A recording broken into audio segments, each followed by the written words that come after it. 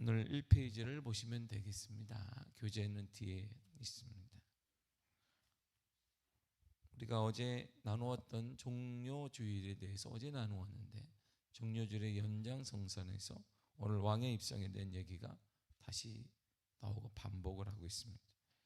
1번을 보겠습니다. 핵심 내용은 예수님이 군마가 아닌 어린 나귀를 타셨다라는 것입니다. 세상의 힘이 아닌 낮아짐으로 승리하시는 예수님의 모습을 보게 됩니다. 신앙이라는 자체가 세상과는 다릅니다. 창세기 1장 1절을 보게 되면 태초에 하나님이 천지를 창조하시니라. 시작 자체가 다르게 되죠.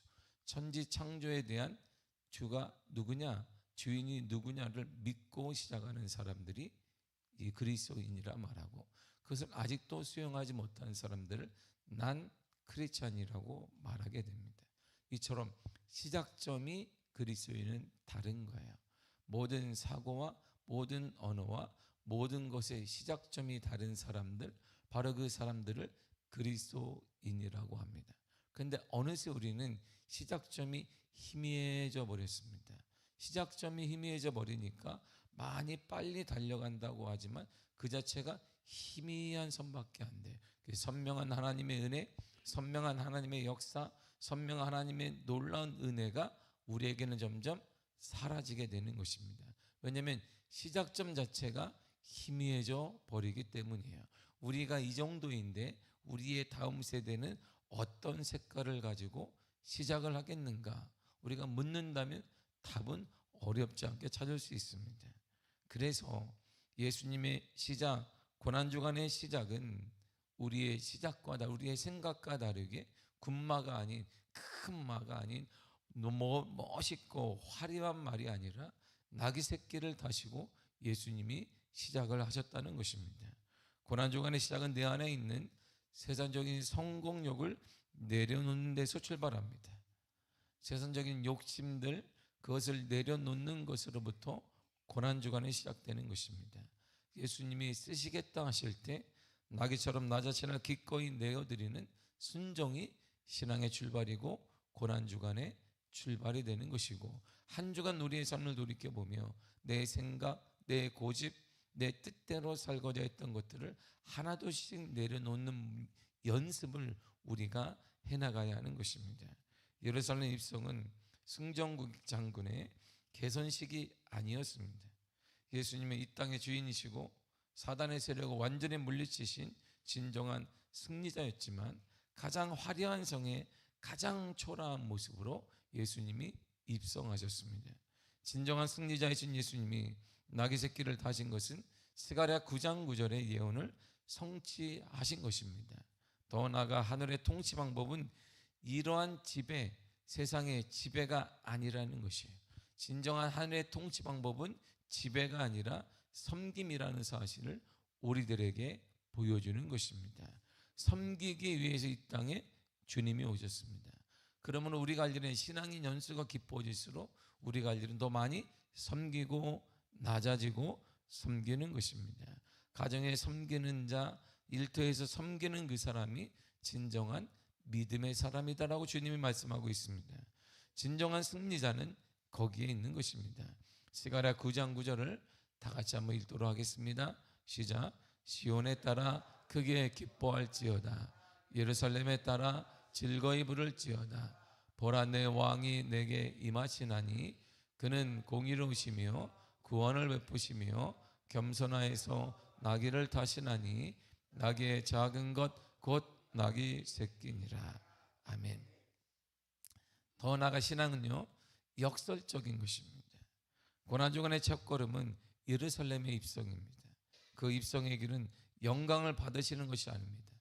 주님이 예루살렘에 입성한 것은 바로 죽으러 가신 것입니다. 고난받으러 가는 것입니다. 주님이 예루살렘에 입성한 것은 침뱉음 맞고 매맞음 받고 감옥에 끌려가고 사람들에게 맞고 면류관 씌우고 죽으러 가는 길이었습니다. 세상 왕들이 군마를 타고 힘을 과시하고 세상 사람들이 성공과 물질과 환경과 자녀들의 형통과 이런 모든 것들을 가지고 자랑하지만 평화의 왕이신 예수님은 가장 작고 낮은 나귀 새끼를 다졌습니다. 이것이 바로 십자가의 삶이 시작되는 방식입니다. 이것이 우리가 살아가야 될 방법입니다. 사람은 누구나 나를 알아주기를 원합니다. 알아주지 않을 때 분노하게 되고 화내게 됩니다. 내가 이렇게 열심히 했는데, 내가 이 위치에선 이런 사람인데, 내가 우리 교회에선 이런 사람인데, 내가 우리 공동체에서는 이런 사람인데라고 말하고 알아주기를 바라요. 더 높은 자리를 탐하기를 바라고 더 좋은 자리에 우리가 앉기를 바랍니다. 그래서 거기에 에너지를 쓰는 거예요. 자녀들도 마찬가지고, 여러분 자녀들이 왜 성공하기를 원하십니까? 네가 성공해서 하나님의 일하라, 그렇게 말하는 사람은 없습니다. 한마디 할 줄 그냥 건져서 숟가락 얹듯이 할 수 있는지 모르지만, 왜 성공해야 되는지, 무엇 때문에 성공해야 되는지, 누굴 위해 성공해야 되는지, 우리의 삶이 왜 그렇게 가야 되는지를 정확히 꼬집어주고 말하는 부모는 흔치 않습니다. 그냥 성공만 하면 되는 거예요. 잘 살면 되는 것입니다. 나보다 잘 살면 돼요. 모든 부모의 소원인 것처럼 나보다 잘나면 되는 것입니다. 왜 잘나야 되는데, 무엇을 위해 잘나야 하는데, 무엇 때문에 잘나야 되는지를 우리는 묻지 않습니다. 이것이 우리의 한계이기도 한데, 바로 십자가의 길은 그 길과 다른 것이에요. 진정한 권위와 존경은 낮아짐에서 오는 것입니다. 예수님은 창조주이시면서 피조물의 발을 씻기시고, 예수님은 왕이시면서 종의 형체로 이 땅에 오셨습니다. 진정한 권위는 높아지는 데 있지 않고 낮아지는 데 있습니다. 제가 요즘에 늘 가끔 이런 말을 합니다. 많이 아프겠다. 많은 후배 목사님들이나 친구 목사님들 보면 많이 아프겠다. 교만하면 아파. 내가 교만해봐서 알아. 내가 이렇게 말을 해. 내가 왜 교만하면 아픈 거 아니냐? 내가 교만해봐서 안다. 근데 많이 아프다. 많이 아파. 해봤는데 많이 아파. 하나님이 이게 툭 그를 밀어놓으면, 그 교만이 깨지도록 밀어놓으면 많이 아파. 내가 아파봐서 알아. 내가 이렇게 얘기를 해요.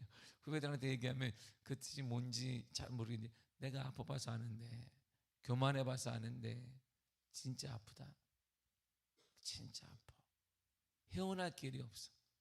내가 막 헤어나려고 해도 점점 빠져. 이게 놀라운 신비로운 거다. 내가 잘났거든. 내가 뭔지 그보다 나은 것 같거든. 저 사람 나보다 못한 것 같은데 목회를 잘하고 왜 안 될까? 교만해서 그런 거야. 내가 교만해봐서 안다. 내가 늘상 이렇게 얘기를 해요. 교만하면 주님이 우리를 계속 허적되게 만들어. 열심히 일합니다. 땀 흘려 일합니다. 근데 계속 빠져들어가요. 아니, 이 정도 일했으면 내가 뭔가 일어나야 되는데 일어나지 않아요. 교만이 이렇게 무서운 거예요. 정말 마음의 작은 교만 하나 상당히 무서운 것입니다. 철저히 내 교만을 뜯어내야 돼요. 빨리 이렇게 조각하듯이 칼칼한 칼로 막 이게 고기의 살을 비계를 비워내듯이 하나하나 아프더라도 떼어내지 않으면, 제가 교만해봐서 아는데, 여러분의 목자인 제가 교만해봐서 알거든요. 근데 아파요. 아파. 그리고 헤어나올 길이 없어. 헤어나려고 노력할수록 점점 빠져요. 아프더라도 우리 교만을, 이 고난주간을 맞아 하나씩 긁어내야 돼요. 그래야 하나님이 쓰시고 하나님의 역사가 나타나고, 이게 늦는 방법이 아닙니다. 가장 빠른 하나님께 쓰임받는 방법이고 하나님의 사용하시는 방법이 되는 것입니다. 고난주간을 보내면서 우리가 회복해야 될 첫 번째 마음은 바로 예수의 마음을 갖는 것이고, 그 예수님의 마음이 뭐냐? 겸손함입니다. 우리 안에 교만을 점검해야 합니다. 가장 큰, 그래서 교만은 패망의 선봉이라 말씀하셨는데, 가장 큰 우리의 적이 뭐냐? 교만이에요. 주님 없어 할 수 있다는 그것이 교만입니다. 주님이 없어도 가능하다는 그것 교만이에요. 주님이 없어도 자녀의 미래가, 주님이 없어도 사업이, 주님이 없어도 그것이 가능하다는 것만큼 교만한 것은 없습니다. 잘 될 것입니다. 그러나 어려움 당할 때 하나님의 손이 외면될 거예요. 인생은 순탄하지만은 않습니다. 순탄하지 않을 그때에 하나님의 손을 잡는 비결이 뭐냐? 겸손한 거예요. 그렇지 않으면 하나님이 그 손을 뿌리치거나 그렇지 않겠지만 우리의 하나님과의 결속이 연약해질 수밖에 없는 것입니다. 나귀를 타고 계신 주님을 따르면서도 정작 자신은 군마에 있지 않은지를 정확히 깨달아 봐야 됩니다. 주님은 나귀 타고 가셨는데 우리는 뒤에를 따라간다면서도 큰 군마를 타고 화려한 걸 타고 화려한 걸 꿈꾸면서 많은 사람 앞에 V자를 하면서 많은 사람들 앞에 명령하는 자리에 있고자 하는지 아는지 우리는 돌이켜 봐야 되는 것이에요. 그것이 많은 사람이 아니더라도 작은 아이더라도 우리의 자녀들할지라도 우리 자신들을 철저히 돌이켜 봐야 합니다. 그래야 그것이 고난주간의 시작이고 참된 믿음의 출발점이며 하나님의 역사의 출발점이 되기 때문인 것입니다. 나귀를 타고 있는 주님을 따르고 그 길을 따르기 위해서는 우리의 자리에서 내려야 돼요. 군마의 자리에서 내려야 됩니다. 화려한 자리에서 내려야 하는 것입니다. 그리고 나귀 새끼의 자리로 돌아가야 되고 더 나아가서 우리는 종려나무 가지를 흔드는 그 자리가 우리의 자림을 깨달아야 되는 것입니다. 내 안의 왕자를 주님께 내어드리고 나를 낮추고 이웃을 섬기고 나를 낮추고 하나님을 섬기고 나를 낮추고 공동체를 섬길 때 십자가의 역사가 시작이 되는 것입니다. 그때 십자가의 은혜가 우리를 감싸게 되는 것입니다. 예수님이 쓰시겠다고 하실 때 겉옷을 펴고 나귀를 내어드린 이름 없는 제자들처럼 오늘 우리의 삶도 겸손의 모습으로 변화되어야 합니다. 진정한 오늘의 주님 외에 진정한 주인공이 누구냐? 오늘 본문의 진정한 주인공은 이름 없는 그 사람이에요.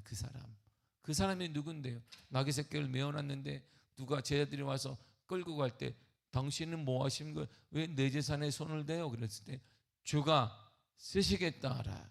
이 한마디에 아무 말을 하지 않고 내어줬습니다. 그 사람이에요. 그 사람이 누군지 모르겠으나 오늘 이 본문의 주인공은 예수님의 마음을 가장 많이 알았던 사람이 바로 그 사람이에요.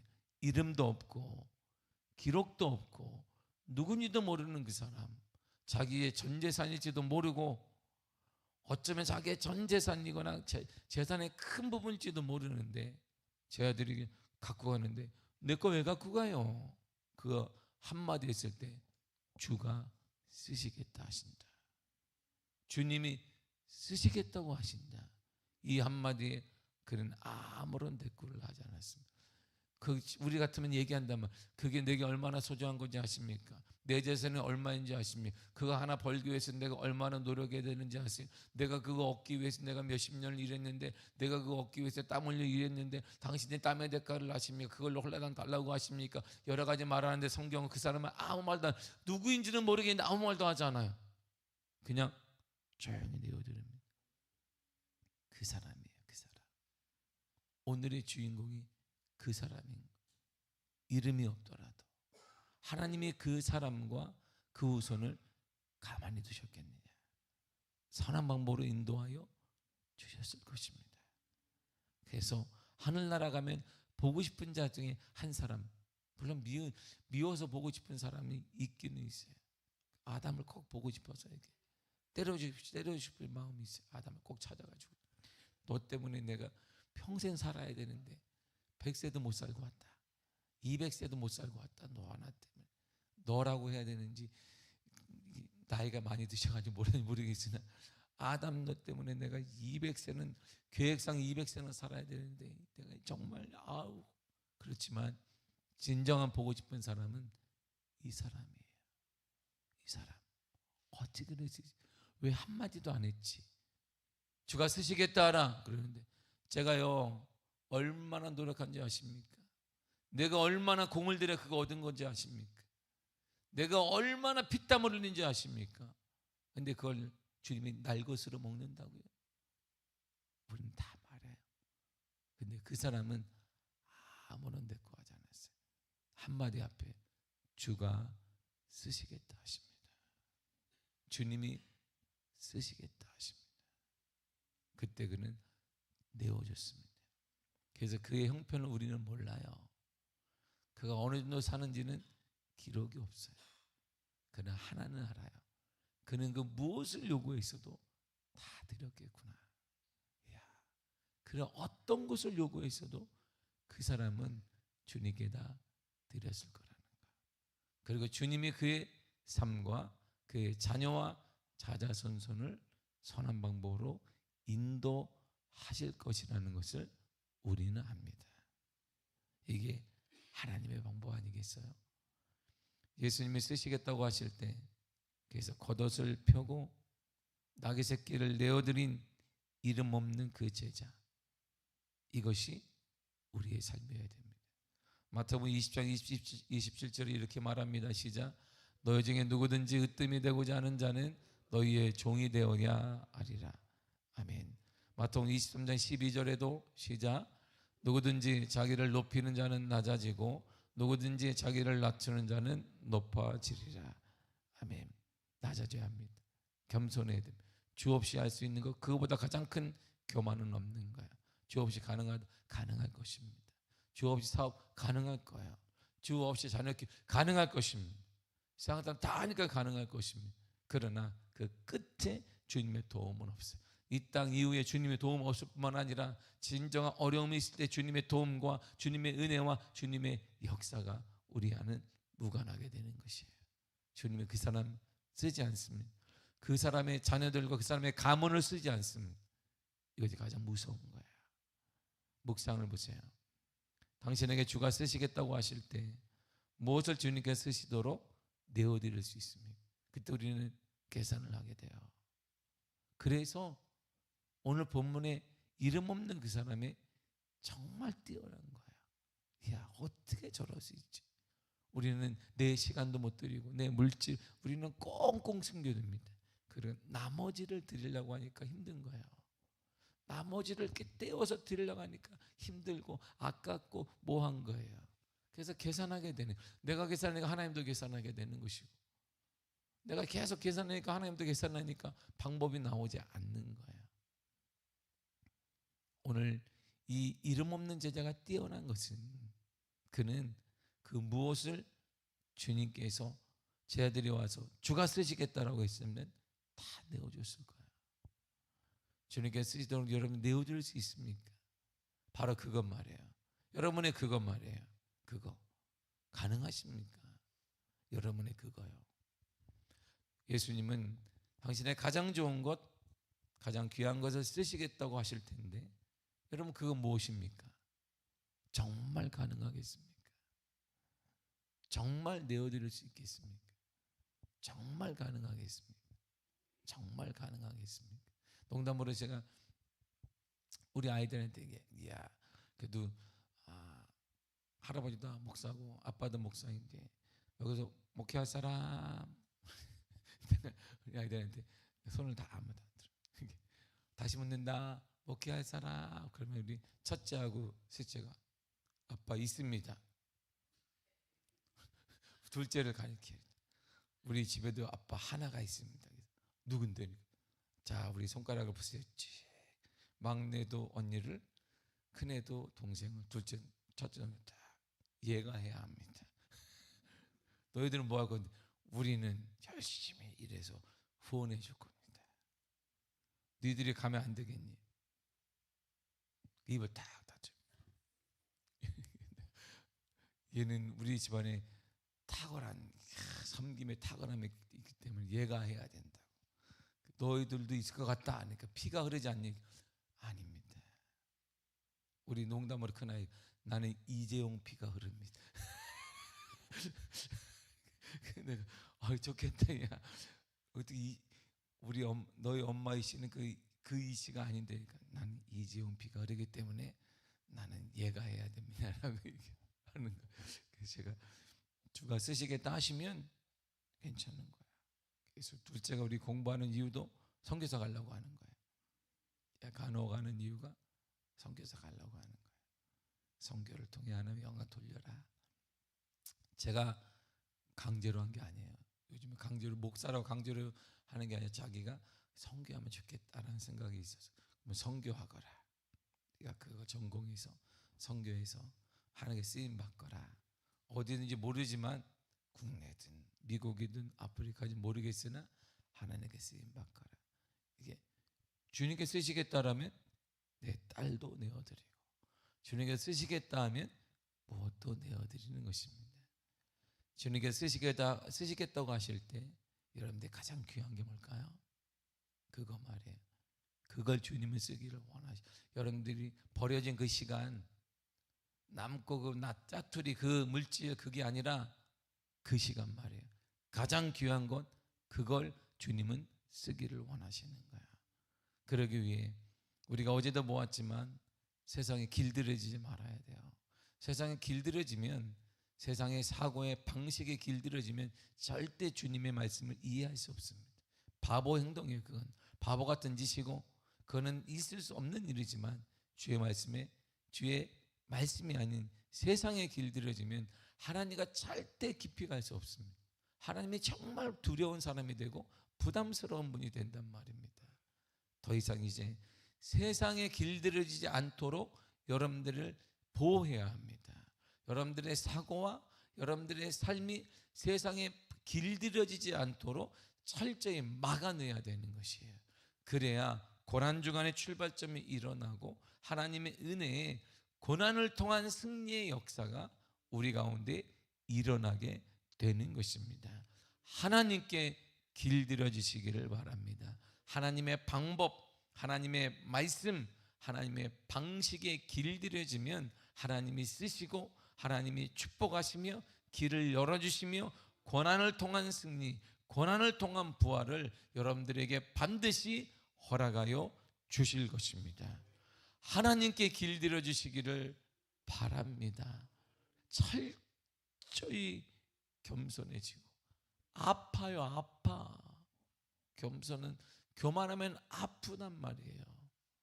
하나님 없이 못 사는 그 교만을 내어놓고 하나님을 철저히 의지하며 하나님의 도움을 구하는 고난주간의 첫날이 되기를 간절히 축복합니다. 오늘 간절히 기도할 때 주님, 우리의 모난 부분, 하나님 없이 하려고 했던 야망, 모든 것을 내려놓게 하여 주시고 주님이 걸어갔던 그 길, 믿음의 길 걷게 해달라고 간절히 기도하시기를 바랍니다. 주님이 내 것을 쓰시고자 하실 때 두 번 생각하지 않고 내어드릴 수 있는 믿음을 허락하여 주옵소서. 이러한 간절한 믿음의 은혜가 여러분의 삶에 가득 간절히 축복합니다. 다 같이 기도하겠습니다. 하나님 감사합니다.